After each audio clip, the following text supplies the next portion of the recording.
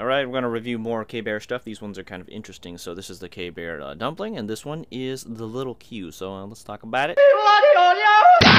Alright, I got two more Kbear IEMs that are very similar to each other, and that's why I grouped them together, and it turns out inside they're also very similar. I actually already opened these guys up, so let me move this guy aside. So, inside you actually get IEMs with a cable built into it because they are non-detachable. They both come with ear tips each, and they are matching in terms of like dark metal with the dark ear tips and the light metal with the light ear tips. Of course, they do have paperwork, and this paperwork is exactly the same as the last paperwork with the other Kbear stuff, so I think they use the same paperwork for most of their cheaper IEMs, so that's that.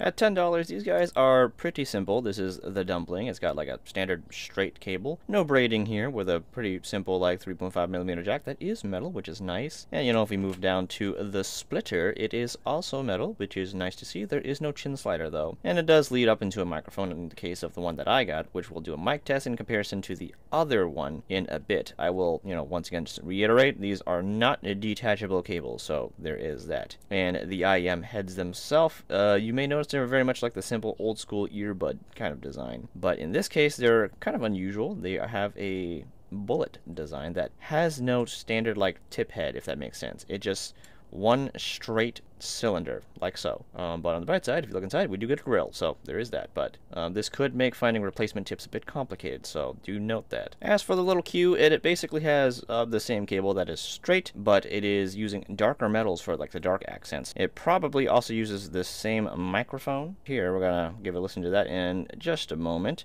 But first, we've got to get to the earbuds themselves, which are kind of similar design, but they're still slightly different. As you can see here, they are completely cylindrical here with like no indication of left or right other than by looking close to the little rubber bit right there. You get to look there to know. Whereas on the Dumpling, just by the shape of the IEM, you can actually find where the inner and outer side is by the little cut bevel here. So the right side, bevel's going to be outside. Oh, I'm holding them incorrectly. There we go. Little bevel flat edge on the outside. That's how you know. So you can tell by feel with these guys. These ones, you can't. However, the tips are more standard. So, you know, you can find regular tips for them due to the fact that it uses the standard like nozzle notch. And of course there is that grill. Alright, now here's a sound test for the Dumpling, and they sound exactly the same. No no wonder.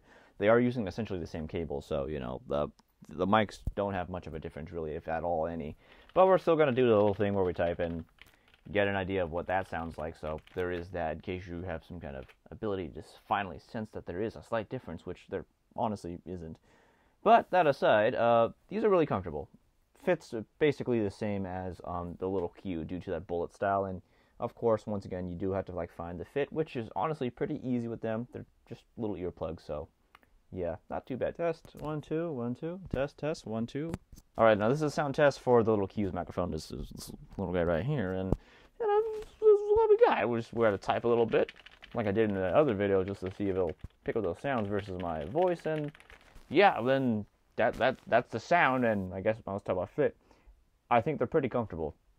It's a bullet style, honestly. They're like earplugs, so they work pretty okay, though you will have to find like the right fit with them, so there is that. You're gonna have to kind of get the right ear tip to get the right seal, because due to the nature of them not having any kind of molding shape, they don't really like have a perfect resting spot in your ear. You have to like kind of find it, which is honestly pretty easy for me.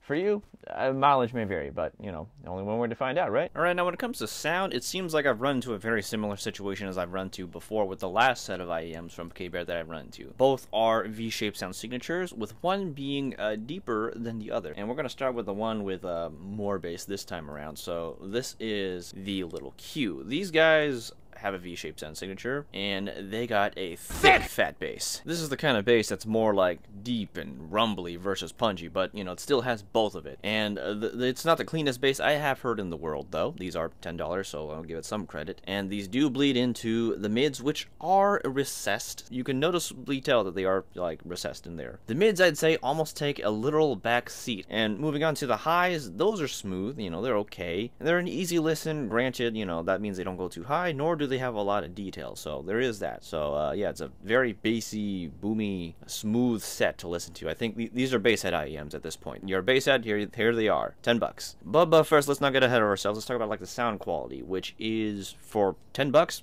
I'd say really good. Definitely worth it. You wouldn't be disappointed spending $10 on these guys. Not bad at all. And when it comes to like the soundstage, sound separation, imaging, all of them were just okay, minus the soundstage, because the soundstage on these guys were noticeably kind of small, like ever so slightly smaller than average for a set of IEMs, and the degree of height you get isn't really there. Not a lot of height working here, so that kind of sucks. Now when it comes to the dumplings, these are the ones I prefer. They're very similar to like the little cues, but they tone down on the bass a lot more, so the bass isn't as powerful. It's much more controlled and therefore doesn't bleed as much into the mids. And this helps bring out those mids which are already recessed, so, you know, it helps a lot. Because of this, I hear more of the mids. The mids don't feel like they're taking a great back seat, and it brings out the sound of that region a little bit more. And when we get into the highs, we get the same situation where it doesn't get crazy high up there. It's more on the smoother side versus being detailed or analytical, much like on the little cues, and that's not necessarily a bad thing. It just makes these a much more easily listening, you know, pair. But because the bass isn't quite as intense and the mids are more present, I think the sound quality of these guys is better and is a generally better listen for people who aren't bass heads, I suppose. And for $10, just like these guys, it's definitely very worth it. You wouldn't be disappointed at all with these guys. I will say, you know, if you're like a bass head, I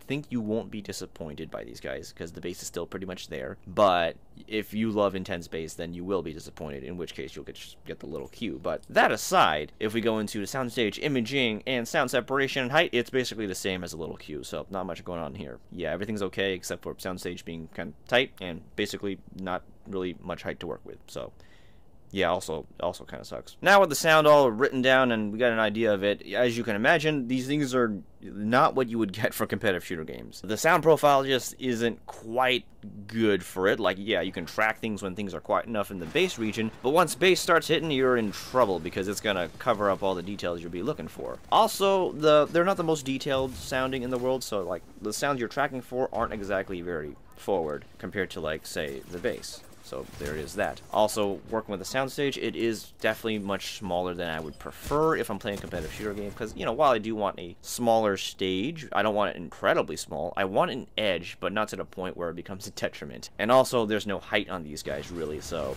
if you're playing a game with some degree of verticality, you'll find yourself in trouble. I will, at the very least, say that these are engaging in terms of their sound, so it was still kind of fun to use them when I was playing those sorts of games. As long as I wasn't looking for that competitive edge to play competitive, then, you know, it was a fine time. And then that leads us into like non-competitive games, where I think these guys are much more preferred for, especially open world kind of stuff, just because the sound gives fullness, size, and immersion to the world. However, I will still say that not having that height is kind of detrimental in some ways, because it kind of doesn't make them quite as immersive as I would like whenever there was like any kind of like situation where verticality existed, because just having that there makes that experience far more immersive. So there is that. And when it comes to my preference, it's not that I'm not a bass head. I mean, I guess I'm not a bass head. I would still pick the dumplings over the little cues. I just think they handled the sound better, and despite me liking more bass in like non-competitive stuff, I prefer it still being under control so that I can hear everything else. So I think the, you know, dumplings are just a better pick between the two, unless you're an intense bass head. And, you know, if you're going to be using them for gaming, just don't be using them really for competitive gaming, unless it's just, you know, for shits and giggles. You're not there, like, to be in it to win it. There's other sets out there. But, you know, that's basically all I got. These are $10 sets. At this price range, it wouldn't be a mistake to get either of them. Just really depends on what you like in terms of, like, sound, what games you play, and what kind of experience you're looking for. The sound is subjective, and what you're looking for is also going to be subjective. So, always keep that in mind,